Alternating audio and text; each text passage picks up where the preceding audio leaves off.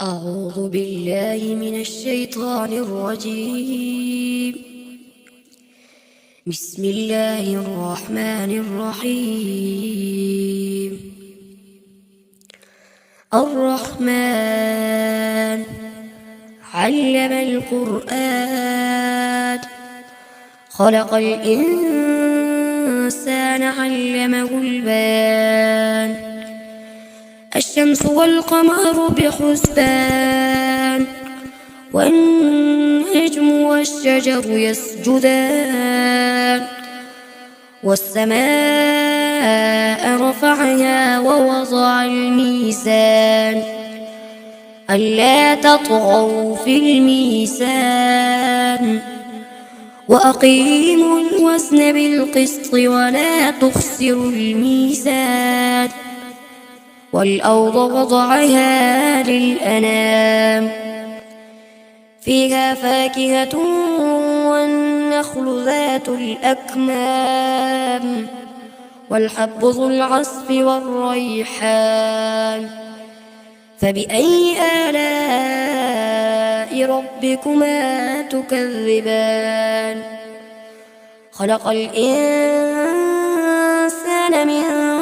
صلصال كالفخار وخلق الجان من مارج من نار فبأي آلاء ربكما تكذبان رب المشرقين ورب المغربين فبأي آلاء ربكما تكذبان مرج البحرين يلتقيان بينهما برزخ لا يبغيان فبأي آلاء ربكما تكذبان يخرج منهما اللؤلؤ والمرجان فبأي آلاء ربكما تكذبان وله الجوار المنشآت في البحر كالأعلام فبأي آلاء ربكما تكذبان كل من عليها فان ويبقى وجه ربك ذو الجلال والإكرام فبأي آلاء ربكما تكذبان يسأله من في السماوات والأرض كل يوم هو في شأن فبأي آلاء ربكما تكذبان سنفرغ لكم أيها الثقلان فبأي آلاء ربكما تكذبان يا معشر الجن والإنس إن استطعتم أن تنفذوا من أقطار السماوات والأرض فانفذوا لا تنفذون إلا بسلطان فبأي آلاء ربكما تكذبان يرسل عليكما شواظ من نار ونحاس فلا تنتصران فبأي آلاء ربكما تكذبان فإذا انشقت السماء فكانت وردة كالدهان فبأي آلاء ربكما تكذبان فيومئذ لا يسأل عن ذنبه إنس ولا جان فبأي آلاء ربكما تكذبان يعرف المجرمون بسيماهم فيؤخذ بالنواصي والأقدام فبأي آلاء ربكما تكذبان هذه جهنم التي يكذب بها المجرمون يطوفون بينها وبين حميم آن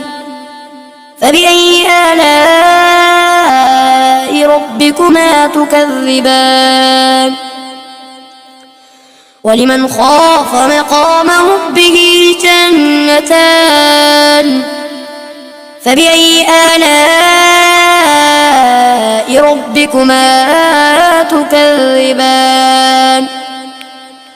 ذواتا أفنان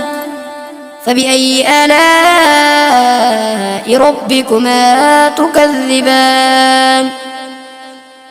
فيهما عينان تجريان فبأي آلاء ربكما تكذبان فيهما من كل فاكهة زوجان فبأي آلاء ربكما تكذبان متكئين على فرش بطائنها من استبرق وجنى الجنتين دان فبأي آلاء ربكما تكذبان فيهن قاصرات الطرف لم يطمثهن إنس قبلهم ولا جان فبأي آلاء ربكما تكذبان كأنهن الياقوت والمرجان فبأي آلاء ربكما تكذبان هل جزاء الإحسان إلا الإحسان فبأي آلاء ربكما تكذبان ومن دونهما جنتان فبأي آلاء ربكما تكذبان مدهامتان فبأي آلاء ربكما تكذبان فيهما عينان نضاختان فبأي آلاء ربكما تكذبان فيهما فاكهة ونخل ورمان فبأي آلاء ربكما تكذبان فيهن خيرات حسان فبأي آلاء ربكما تكذبان حور مقصورات في الخيام فبأي آلاء ربكما تكذبان لم يطمثهن إنس قبلهم ولا جان فبأي آلاء ربكما تكذبان متكئين على رفرف خضر وعبقري حسان فبأي آلاء ربكما تكذبان تبارك اسم ربك ذي الجلال والإكرام.